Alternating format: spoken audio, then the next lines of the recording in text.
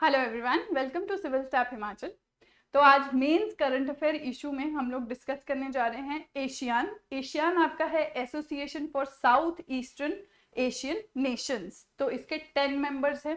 कौन कौन इसके मेंबर्स है, इंडिया का क्या रोल है, इंडिया का और एशियान का रिलेशनशिप कैसा है, तो ये हम डिस्कस करेंगे। तो अगर आपने एचएस के मेंस का सिलेबस देखा हो तो आपके GS3 में आपकी ये बॉडीज ऑर्गेनाइजेशन क्लियरली मेंशन्ड है। और आपके अगर डायरेक्टली क्वेश्चंस हम देखें क्वेश्चन पेपर में से, तो आपके इंडो इजराइल रिलेशनशिप क्या है डायरेक्टली पूछा गया है। आपका right a short note on Indo US relationship ये पूछा गया है। तो इसी तरीके से जो भी आपका न्यूज में रहता है, जैसे इस साल आपका ब्रिक्स न्यूज में रहा है, WTO न्यूज में रहा है, आपका एशियन न्यूज में रहा है, तो इंडिया के पर्सपेक्टिव से इन सब का साथ इंडिया का क्या रिलेशन है, क्या परफॉर्मेंस है, ये पूछा जा सकता है। इसीलिए ये टॉपिक हमारे लिए काफी इंपॉर्टेंट है इस साल के प्रीलिम्स प्लस मेंस के दोनों के ही पर्सपेक्टिव से।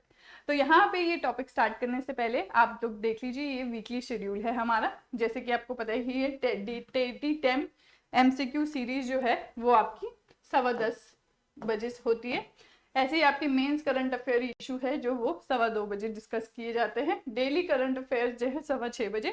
और ऐसे ही आपका CSAT और सेक्रेटरिएट से रिलेटेड जो है कोर्सेज आप देखते हैं आपका 8 PM और 9 PM पे। तो यहाँ पे हमारा ये वीकली शेड्यूल है। अब सबसे पहले देखते हैं वाई इन न्यूज। तो एशियन आपका न्यूज में क्यों था। आपका जो special Asian Indian foreign ministers meeting है वो रिसेंटली हेल्ड हुई थी।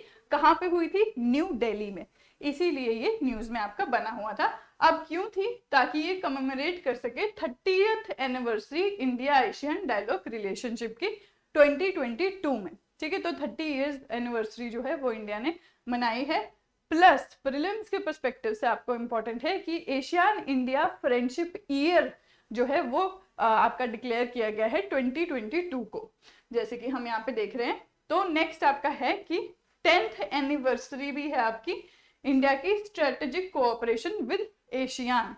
तो ये सारा आपका क्या है, लेटेस्ट जो है इंडिया एशियन रिलेशनशिप के अपडेट्स है। तो इंट्रोडक्शन में कहीं भी अगर आपको ये क्वेश्चन आए तो इंट्रोडक्शन में आप ये पॉइंट्स मेंशन कर सकते हैं, क्योंकि आपका अगर 4 नंबर का भी क्वेश्चन आता है तो 1-2 लाइन में आपको थोड़ी सी एक लाइन में इंट्रोडक्शन देना बहुत जरूरी है।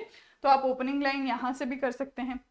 तो ये हमारा है इंडिया एशियन रिलेशन और why ASEAN was in news, ये हमने देखा। अब एशियन के बारे में थोड़ी चीजें जानते हैं कि आपका एशियन है वो कब इस्टेब्लिश हुआ था। 8 अगस्त 1967 में इस्टेब्लिश हुआ था बैंकॉक थाईलैंड में। और इसको जो डिक्लेरेशन के थ्रू ये इस्टेब्लिश हुआ था उसको बैंकॉक डिक्लेरेशन कहा जाता है।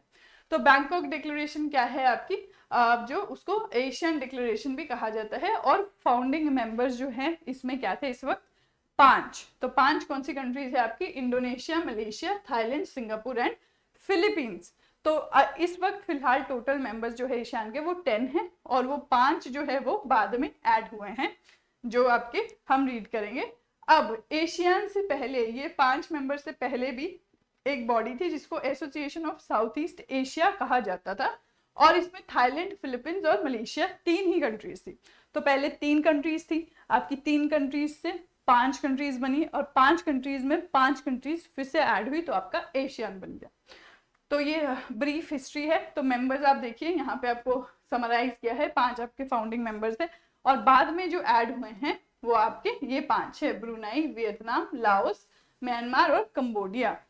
ठीक है जी। तो कभी कभी इससे आप क्वेश्चन पूरे फाउंडिंग मेंबर्स कौन से हैं ऐसे स्टेटमेंट में क्या पता कभी आ जाए, या फिर आप मेंशन अगर थोड़ा बड़ा आंसर आपको लिखने को आ जाए इंडिया एशियन रिलेशनशिप में, तो ये आपको मेंशन करना इंपॉर्टेंट है। तो अब 2 ऑब्जर्वर स्टेट्स भी हैं आपका, पपुआ न्यू गिनी और ईस्ट तैमूर जिसको हम कहते हैं। तो सारे ही पैसिफिक ओशियन में आपकी हैं कंट्रीज। अब यहाँ पे मैप के थ्रू अगर हम ये कंट्रीज याद रखेंगे तो हमारे लिए बहुत ज्यादा इजी हो जाएगा। अब यहाँ से स्टार्ट करते हैं। तो इंडियन बॉर्डर से आपका सबसे पहली कंट्री जो लगती है वो म्यांमार है। इसीलिए इंडिया का रिलेशन इन कंट्रीज के साथ इंपॉर्टेंट है, क्योंकि लैंड बॉर्डर भी हम लोग शेयर करते हैं। तो म्यांमार है, तो यहीं पे आप देख लीजिए 1, फिर नेक्स्ट आ जाता है थाईलैंड, फिर लाओस आ जाता है, फिर वियतनाम 4th है, कंबोडिया 5 है। तो यहाँ पे ये 5 कंट्रीज तो बिल्कुल जो है इस वाले सेक्शन में है। नेक्स्ट आपका है सिंगापुर, इंडोनेशिया, मलेशिया, ब्रुनाई और फिलीपींस। तो ये 10 जो कंट्रीज हैं ये मिलके आपकी क्या बना रही है, एशियन। टोटल 10 मेंबर्स हैं, ठीक है। हमने डिस्कस किया है कि पहले 3 मेंबर बॉडी थी, फिर 5 मेंबर बॉडी बनी, उसके बाद आपकी 10 मेंबर बॉडी ये बनी। तो एट प्रेजेंट एशियन के आपके 10 मेंबर्स हैं जो कि हम मैप के थ्रू याद रख सकते हैं। नेक्स्ट है आपका हर ऑर्गेनाइजेशन के कुछ प्रिंसिपल्स होते हैं, कुछ ऑब्जेक्टिव्स होते हैं जो कि आसपास ही होते हैं एक दूसरे के हमेशा। तो एशियन के भी कुछ प्रिंसिपल्स हैं। तो बेसिक फंडामेंटल प्रिंसिपल जो एशियन का है वो है म्यूचुअल रिस्पेक्ट, सोवरेनिटी के लिए, इक्वालिटी के लिए और आपकी नेशनल आइडेंटिटी के लिए। अब 10 जो कंट्रीज है उनकी ग्रुपिंग जरूर बनी है, बट फिर भी ये इंडिविजुअलिटी जो है कंट्री की डिसीजन मेकिंग में उसको एक्नॉलेज करते हैं। फिर नेक्स्ट है आपका कि हर स्टेट को है वो राइट दिया गया है कि एक्सटर्नल इंटरफेरेंस के बिना वो अपनी कंट्री को जो है वो लीड कर सके। नेक्स्ट है आपका डिस्प्यूट्स अगर कोई अराइज होते भी हैं 10 कंट्रीज के बीच में या फिर और रीजनल कंट्रीज के बीच में, तो वो उसको एमिकेबली सॉल्व करे, हार्मोनियस वे में सॉल्व करे। जो है वॉर्स किसी भी बात का सोल्यूशन नहीं है, ये सपोर्ट करते हैं नोशन। फिर नेक्स्ट आता है कि कम्युनिकेशन और आपकी कोऑपरेशन में बिलीव करते हैं ये, आपस में भी 10 कंट्रीज और प्लस आपकी नेबरिंग कंट्रीज के साथ भी। इसलिए आप देख रहे हैं कि इंडिया जो है एक नेबरिंग कंट्री है एशियन कंट्रीज की, और इंडिया के साथ एशियन ने अपने रिलेशंस कैसे डेवलप किए हैं। तो नेक्स्ट आपका है हेडक्वार्टर। अब हेडक्वार्टर कहाँ है इसका, जकार्ता इंडोनेशिया में। ऐसे ही सेक्रेटरी जनरल कौन है आपके, डाटो लिम जॉक हुई। और ऑफिशियल लैंग्वेजेस देखें हम तो जो कंट्रीज इन्वॉल्व है, थाई, वियतनाम, आपकी वियतनामीज, तमिल, लाओ, तो ये सारी जो आपकी लैंग्वेजेस है वो कंट्री से डिराइव की गई है।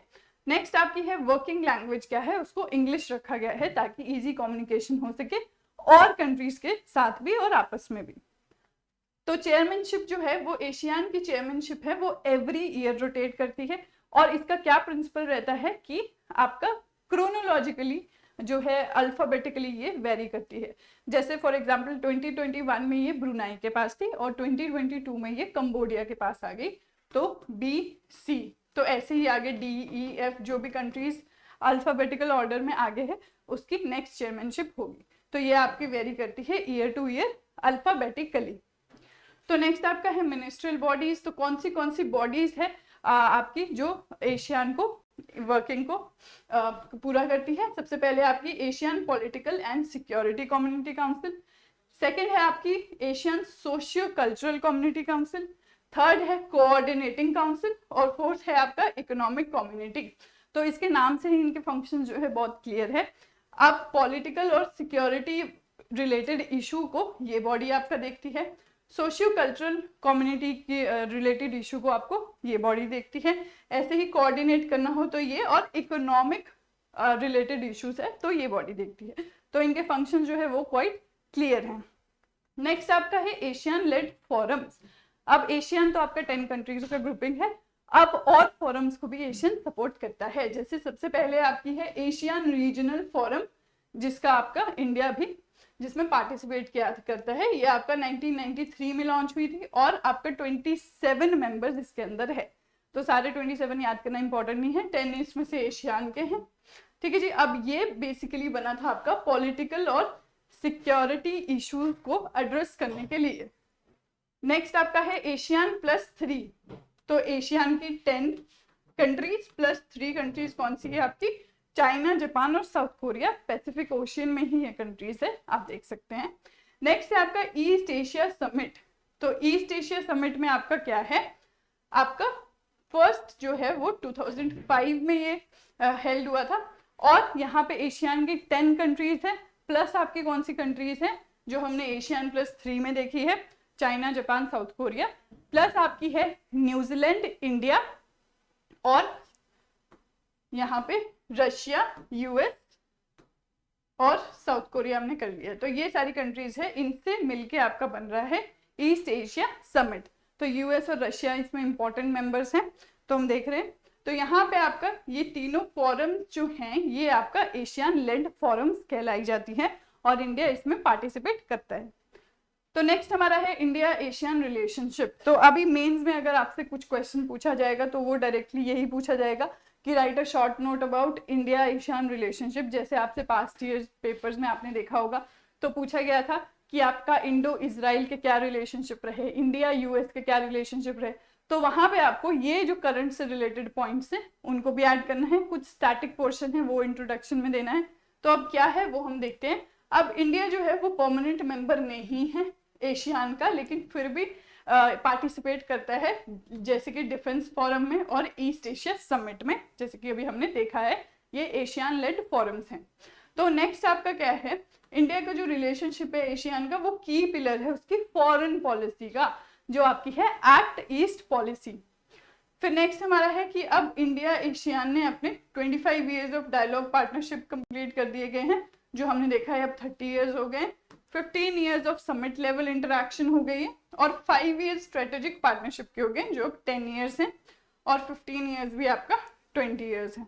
तो यहाँ से बढ़ बढ़ के ये ईयर्स इतने हो गए, स्ट्रेटेजिक पार्टनरशिप को भी 10 इयर्स आपके कंप्लीट हो चुके हैं। तो नेक्स्ट हम देखते हैं इकोनॉमिक कोऑपरेशन। इकोनॉमिक कोऑपरेशन की अगर बात करें तो इकोनॉमिक फील्ड में इंडिया एशियान का जो है 4th लार्जेस्ट ट्रेडिंग पार्टनर है, और आपका ट्रेड जो है इंडिया एशियान के बीच में वो $75 बिलियन जो है सरपास कर चुका है 2021 में। ऐसे ही आपका ओवर 10% जो ओवरऑल ट्रेड है इंडिया का वो एशियन कंट्रीज से आता है।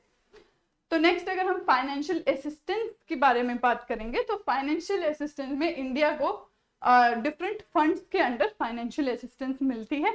कहाँ से? एशियन से, जैसे कि Asian India green fund, Asian India cooperation fund, Asian India science and technology development fund. तो ये फंड्स इंपॉर्टेंट है और आपके मेंस के आंसर में ये सारे पॉइंट्स वर्थ मेंशनिंग है, ऐसे आप हेडिंग देके ये जो है पॉइंट्स लिख सकते हैं।